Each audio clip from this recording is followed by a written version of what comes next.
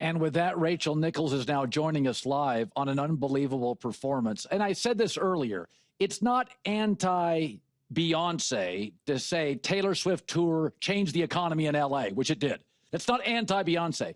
Do you think the WNBA is actually kind of coming to terms with, okay, this is Tiger, this is MJ, and then listen, I understand when she came in, nobody could predict this. Nobody could predict this. Yeah. Do you think the league, though, has kind of come to terms with, let's ride the wave here. This is all-time stuff. Yeah, I think this absence and then how she came back really sort of solidified all of that. Because when she came into the league, obviously interest went way up and some of the finances went way up. But there was some argument that it was a little bit of, a rising tide lifts all boats, and the popularity of the league had been increasing anyway. And Angel Reese was also a big star coming into the league. But here we go with Caitlin Clark singularly being missing for the time she was gone, and ratings tanking 50% in some cases. And then also she comes back and reminds everyone how spectacular she is. Yeah. And everybody's talking about the WNBA. So if you needed to sort of have it affirmed to you that it is just her, that the singularity of her is what we are talking about and her star power, you got it with this absence and then the way she came back. I thought it was fascinating the way other people who have been around the league for a long time reacted to it. Rebecca Lobo, for example, she's been around the WNBA for almost 3 decades. She said, I've never, ever seen anything like this. No, I said earlier, I was a kid. I remember in '77, Reggie Jackson getting 3 home runs off 3 pitchers on 3 pitches. And I can remember as a kid being like, the announcers were going crazy. And there are these moments like when Michael Jordan changes hands and you're like, oh, I just saw something live. I've never seen that. When she hit 2 33-footers, I'm sitting there going, I'm laughing. I'm like, okay, this is the greatest 38-second stretch in the history of this 25-year-plus league. Okay, so I defended Scott Foster. I think you could have called the foul, but I brought back the Brian Russell MJ no call, and I said, folks, because Russell leaned into it and Michael touched him, it looked like he shoved him. Yep. I looked at this and I thought, we're not acknowledging that Naismith tripped over SGA's feet, so it looks egregious. It's really not. SGA is 6'6", 195 pounds. He's not Charles Barkley powerful. Do you think the league got defensive? How do you think this is landing for the league? Look, this is a typical playoff no call at the end of an NBA Finals game. As you point out, we've seen it as far back as Michael Jordan. There have been other examples. I think what roiled a lot of people was there were a bunch of calls before that. And so it felt like, well, if you're calling everything, you should be calling this too. And that's what I thought was missing from this game officiating-wise.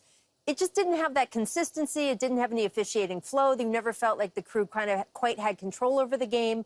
However, Scott Foster is one of the most respected referees in the league. I understand that fans sort of have their own opinions on him, but you can tell how the NBA feels about him by the fact that they put him on these very, very key games. And in fact, you would expect him, it's not certain yet, they haven't announced it, if there is a Game 7, it is most likely Scott Foster will be on that game, which makes it even more kind of intriguing to hear Rick Carlisle defending Scott Foster to all of the Pacers fans in his press conference, basically being like, he called a great game. Scott Foster's terrific. He went on. And, I think part of it is because he feels that way. Rick's been around the league a long time. And also he knows that maybe by Game 7, Scott Foster will be back. Yeah. I said this earlier. If you end up officiating Super Bowls and World Cups over and over, they're not doing it because of some league-wide conspiracy. They view you as able to handle the situation. I love what Orlando did in the trade.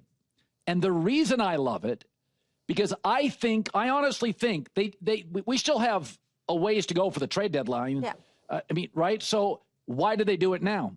Because I think they watch the Indiana Pacers and they go, we can do that. And they've got 3 guys they love, but they need another. They didn't shoot the ball worth a darn all year. Yep. This is their hole. But I think there's a little Pacers influence here, Rachel, that they're young and they're like, well, why can't we do that? Absolutely. Your thoughts? Absolutely. I agree with you. And I think also, look, the Jason Tatum injury means that the big bad Celtics, who seem like such a mature, complete veteran team, aren't going to be around, it feels like the conference is going to be wide open next year. Because if you look at the other team that did so well during this season, the Cleveland Cavaliers, well, they were knocked out much earlier than expected. So it definitely feels like the East could be anyone's game. And there is an Orlando component of why not us? To me, this trade is going to be very interesting. Is it going to end up being a Pascal Siakam-like trade where people at the time will say, oh, man, they overpaid. But then, obviously, this guy turned out to be the Eastern Conference Finals MVP and has been key to this finals run? Or is it going to be more like Mikal Bridges, who at least so far hasn't quite justified the amount of haul that the Knicks had to give up? And we'll just see. Desmond Bane is a terrific fit for this team.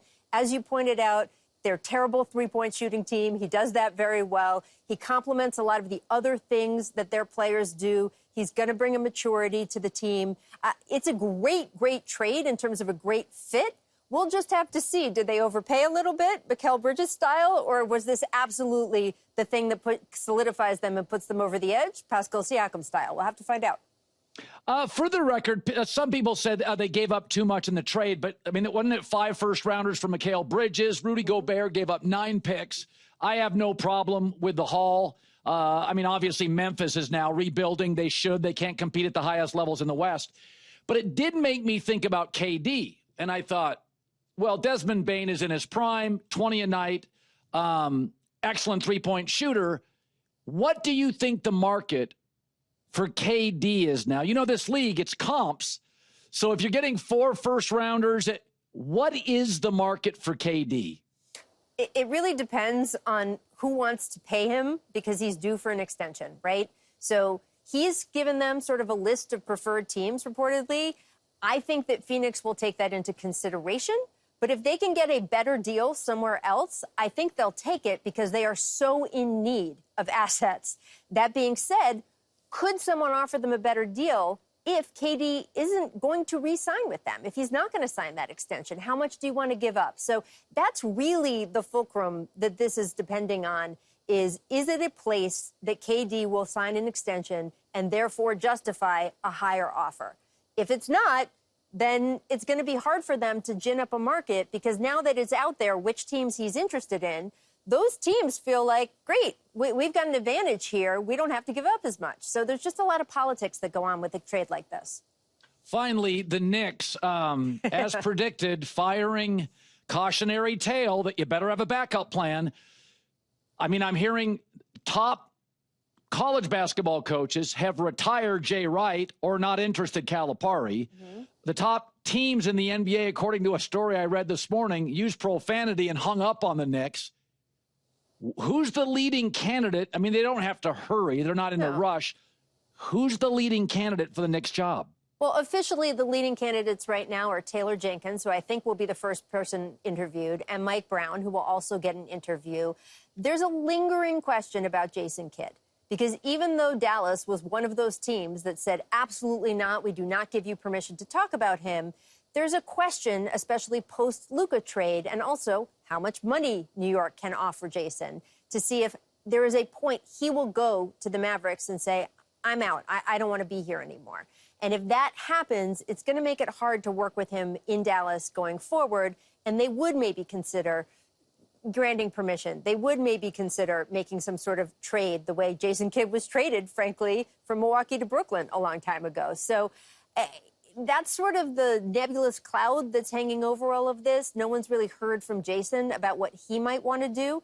But as of now, Dallas has said no way, and there's no movement on that as of now. So that leaves Taylor Jenkins, Mike Brown as the 2 leading candidates. Rachel Nichols, as always on a Monday. It's great seeing you, Rach. Thank you. Great to see you.